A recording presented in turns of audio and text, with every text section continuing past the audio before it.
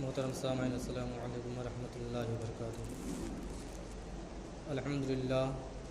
الحمدللہ رب العالمین والعاقبۃ للمتقین والصلاة والسلام علی سید المرسلین وعلی آلہ واصحابہ اجمعین، اما بعد فاعوذ باللہ من الشیطان الرجیم، بسم اللہ الرحمن الرحیم۔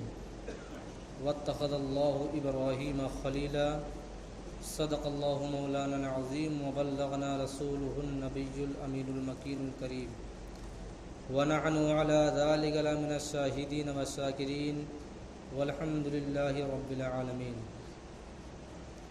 محترم سامعین، آئیے کچھ عرض و معروض سے قبل آقائے نامدار مدینے کے تاجدار جناب روح فدا محمد عربی صلی اللہ تعالی علیہ وسلم کی بارگاہ بے کس پناہ میں درود و سلام کی ڈالی نچھاور کریں اور پڑھیں بآواز بلند، اللہم صلی علی سیدنا شفیعنا حبیبنا کریمنا مولانا محمد مبارک وسلم، صلاۃ و سلام علیک یا رسول اللہ صلی اللہ تعالی علیہ وسلم۔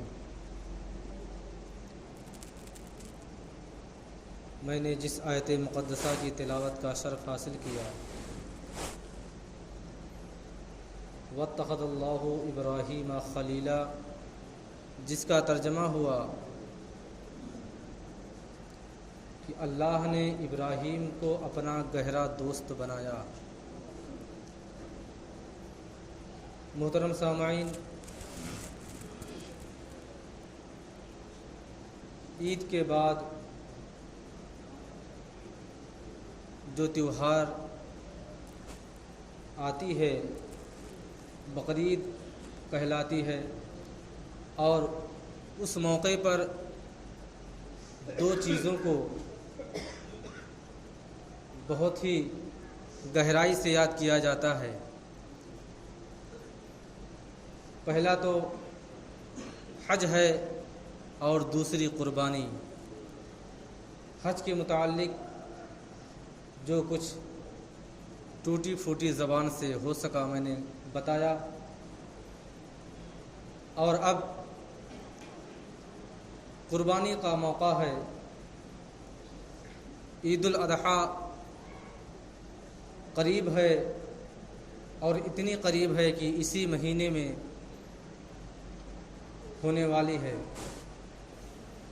میں نے بہتر اور مناسب سمجھا کہ قربانی جس کی یاد ہے، جس کی یاد میں منائی جاتی ہے، کیوں نہ ان کے والد گرامی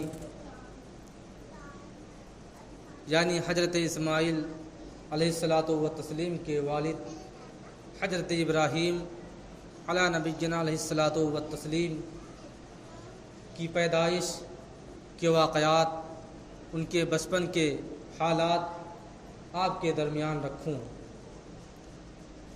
حضرت ابراہیم علی نبینا علیہ الصلاۃ والتسلیم اللہ تبارک و تعالیٰ کی وہ ایک ایسے تنہا پیغمبر ہیں جن کے بارے میں اگر یہ کہا جائے تو کم نہ ہوگا کہ حضرت ابراہیم علی نبینا علیہ الصلاۃ والتسلیم کو اللہ تبارک و تعالیٰ نے یوں ہی اپنا گہرا دوست نہیں بنا لیا۔ قرآن مجید اعلان بھی کرتا ہے واتخذ اللہ ابراہیم خلیلا، کہ اللہ نے ابراہیم کو اپنا گہرا دوست بنا لیا۔ اب کسی کو اگر اپنا گہرا دوست بنانا ہو تو اس دوستی کے لیے کئی قربانیاں پیش کرنی پڑتی ہیں۔ حضرت ابراہیم علی نبینا علیہ الصلاۃ والتسلیم کی وہ ذات برکات ہے کہ آپ کی پیدائش ہوئی تو بھی امتحان میں۔ پیدائش تو چھوڑیے، آپ جب اپنے والد کے صلب سے ماں کے شکم میں آئے وہ بھی ایک امتحان کی گھڑی تھی۔ آپ کا بچپنا ایک غار میں گزرا، وہ بھی امتحان کی ایک گھڑی تھی۔ آپ کی جوانی سفر میں گزر گئی، وہ بھی اللہ تبارک و تعالیٰ کی طرف سے آپ پر امتحان تھا۔ آپ کی جب شادی ہوئی تو آپ کو اولاد ہی نہیں پیدا ہو رہی تھی، سب سے بڑا امتحان اللہ تبارک و تعالیٰ کا یہ بھی تھا۔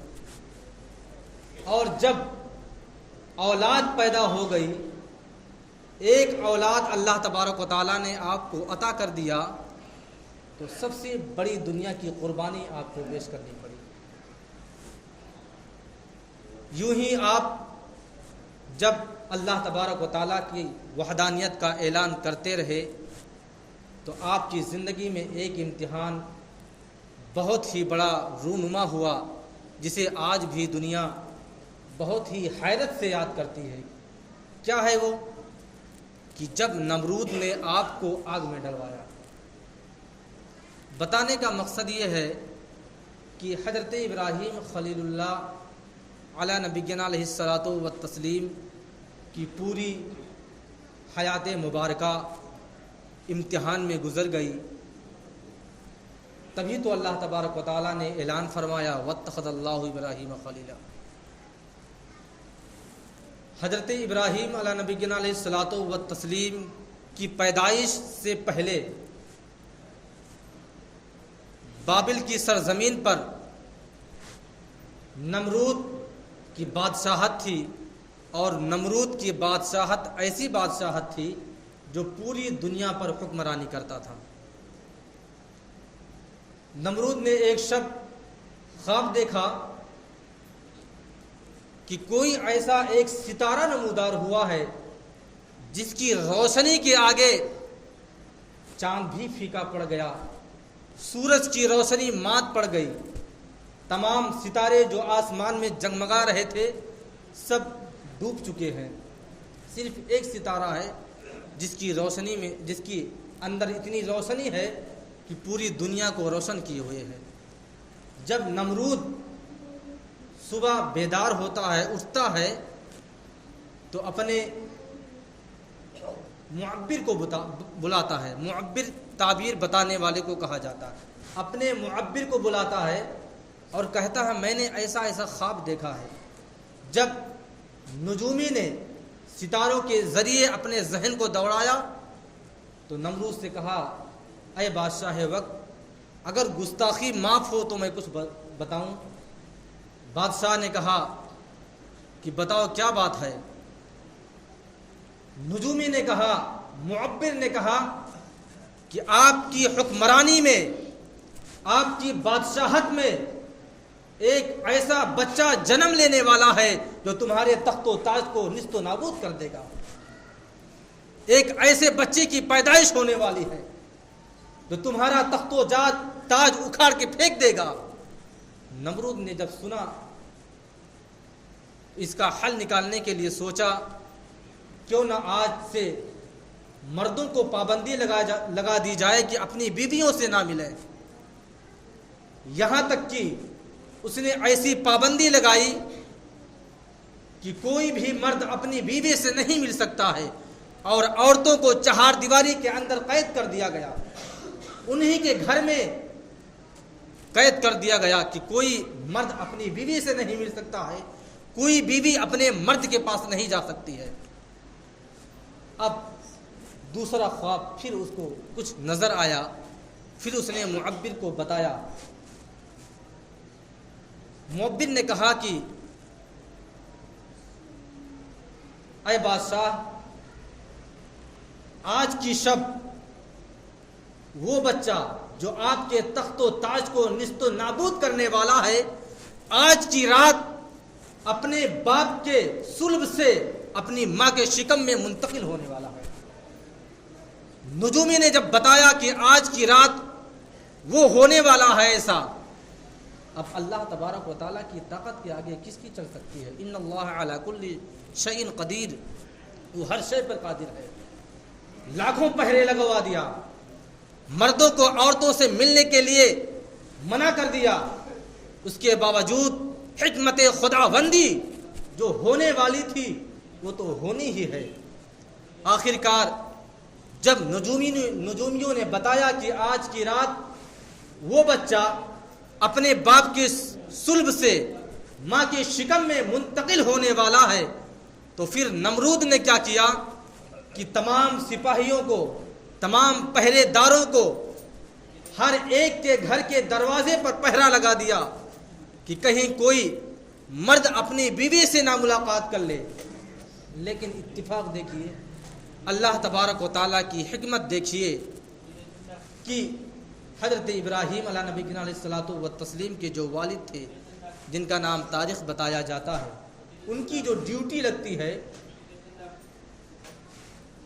ان کی ڈیوٹی انہی کے گھر کے دروازے پر لگ گئی۔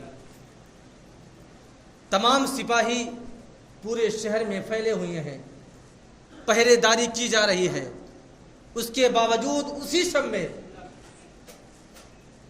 حضرت ابراہیم علی نبی علیہ الصلوۃ والتسلیم اپنے باپ کے صلب سے نکل کر کے ماں کے شکم میں منتقل ہو چکے تھے۔ اللہ تبارک و تعالیٰ نے حضرت ابراہیم علی نبی علیہ الصلوۃ والتسلیم کی والدہ ماجدہ کو اس طرح کیا کہ جس طرح عام عورتیں جس طرح سے حاملہ ہوتی ہیں، امید کی حالت میں ہوتی ہیں، اور بظاہر ان کے بدن سے ظاہر ہوتا ہے کہ اس عورت کے یہ عورت امید سے ہے یا یہ عورت حمل سے ہے، اللہ تبارک و تعالیٰ نے ان تمام چیزوں کو پوشیدہ رکھا۔ یعنی آپ کی والدہ ماجدہ کے جسم سے کوئی یہ اندازہ نہیں لگا سکتا تھا کہ آپ کے شکم میں کوئی بچہ پل رہا ہے۔ آخر کار وہ دن قریب آ گیا کہ جب بچے کی پیدائش ہونے والی تھی۔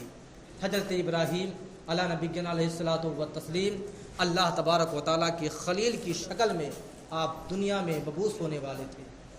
آپ کی والدہ ماجدہ نے جب دیکھا کہ نمرود کے سپاہیوں کی اتنی سخت پہرے داری ہے، تو آپ کی والدہ ماجدہ ایک پہاڑ کی کھوہ میں چلی جاتی ہیں، ایک غار میں چلی جاتی ہیں، اور جب آپ غار کے اندر تشریف لے جاتی ہیں تو کیا دیکھتی ہیں؟ جس غار کے اندر اندھیرا ہونا چاہیے تھا، اس غار میں اتنی روشنی پھیلی ہوئی ہے کہ ہر چیز بظاہر نظر آ رہی ہے۔ آخر کار حضرت ابراہیم علی نبی علیہ الصلوۃ والتسلیم کی پیدائش ہو جاتی ہے۔ آپ کی والدہ ماجدہ نے آپ کو اپنی گود میں اٹھایا، آپ کو بوسے دیے، لیکن کیا کرتی؟ آپ کو اس غار کے اندر سے باہر نہیں لے جا سکتی تھی۔ اس وجہ سے آپ نے اللہ تبارک و تعالیٰ کے حوالے کر کے اپنے بچے کو اسی غار میں چھوڑ دیا، اور باہر آ کر کے پتھر سے اس غار کے دہانے کو بند کر دیا۔ ایک بات میں آپ کو اور بتا دوں کہ جس وقت حضرت ابراہیم علیہ نبی علیہ الصلوۃ والتسلیم کی پیدائش ہوئی تھی، جس سال آپ اس خاکدان گیتی پر تشریف لائے تھے، اس سال نمرود نے کم و بیش 1,00,000 بچوں کو قتل کروایا تھا کہ شاید کوئی ایسا بچہ ہو جو میرے تخت کو نیست و نابود کرنے والا ہو، کیوں نہ میں تمام بچوں کو قتل کروا دوں، تاکہ ایسے بچے اگر پیدا بھی ہو چکے ہوں تو دنیا میں سر نہ اٹھا پائیں۔ لیکن اللہ تبارک و تعالیٰ کی مصلحت تھی، آپ کی والدہ ماجدہ نے آپ کو غار میں چھوڑ کر کے آپ شہر کی طرف چلی جاتی ہیں، اور 3 دن گزر گئے۔ سپاہیوں کا اتنا سخت پہرا تھا کہ آپ شہر سے باہر نہیں جا سکتی تھی۔ کسی طرح سے آپ نے سوچا، اندازہ کیا کہ جس بچے کو میں نے جنم دیا تھا اور جس کو میں نے غار کے اندر چھوڑ دیا تھا، وہ بچہ تو مر چکا ہوگا، اس کی زندگی تو باقی ہی نہ رہی ہوگی، کیونکہ دودھ پلانے والا اگر کوئی تھا تو میں تھی، اور میں 3 دن تک نہ جا سکی، میرا بچہ کہاں سے دودھ پیا ہوگا؟ وہ تو بھوک اور پیاس کی وجہ سے بھی ہلاک ہو چکا ہوگا۔ لیکن اللہ تبارک و تعالیٰ کی مصلحت دیکھیے، جب 3 دن کے بعد حضرت ابراہیم علیہ نبی علیہ الصلوۃ والتسلیم کی والدہ جب غار کے دہانے پر پہنچتی ہے، تو جس پتھر کو آپ نے اپنے ہاتھوں سے اس دہانے کے منہ کو بند کیا تھا، وہ پتھر خود بخود ہٹ جاتا ہے۔ آپ نے غار کے اندر باہر سے مشاہدہ کیا کہ میرا بچہ اپنے انگوٹھے کو لے کر کے اپنے منہ میں چوس رہا ہے۔ جب ان کی والدہ ان کے قریب جاتی ہیں تو آپ نے کیا مشاہدہ کیا کہ میرا لخت جگر، میرا بیٹا، میرا نور نظر اپنے انگوٹھے سے دودھ نوش فرما رہا ہے، اور صرف دودھ ہی نہیں بلکہ اللہ تبارک و تعالیٰ کا ایسا کرشمہ تھا کہ اس انگوٹھے کے اندر سے دودھ کے ساتھ ساتھ شہد بھی نکل رہا تھا، اور آپ وہی چوستے جا رہے تھے۔ آپ کی والدہ نے جب دیکھا تو سمجھ گئیں کہ یہ کسی غیبی مدد کی طاقت ہے، ورنہ میرا بچہ تو 3 دن کے اندر سوکھ چکا ہوتا، ہلاک ہو گیا ہوتا۔ آپ اسی طرح وقت نکال کر کے آتی رہتی اور اپنے بیٹے سے ملاقات کرتی رہتی، یہاں تک کہ روایات میں آتا ہے کہ آپ کی عمر 7 سال ہو گئی، کسی روایت میں آتا ہے 12 سال، کسی روایت میں آتا ہے 14 سال۔ جب آپ چلنے اور بولنے کے قابل ہو گئے تو سب سے پہلے جب آپ کی والدہ نے آپ کو غار سے باہر نکالا تو سب سے پہلے آپ کی نظر چند جانوروں پر پڑتی ہے جو گھاس دیگر اشیاء چر رہے تھے۔ سب سے پہلے حضرت ابراہیم نے اپنی والدہ سے سوال کر لیے۔ آپ نے سوال کیا، والدہ، امی جان، یہ کیا چیز ہے؟ آپ کی والدہ فرماتی ہیں، بیٹا یہ جانور ہیں۔ آپ نے فرمایا، جانور یہ کیا کر رہے ہیں؟ والدہ فرماتی ہیں، بیٹا جانور اپنا پیٹ بھر رہے ہیں، گھاس اور دیگر چیزیں چر رہے ہیں، اپنی خوراک پوری کر رہے ہیں۔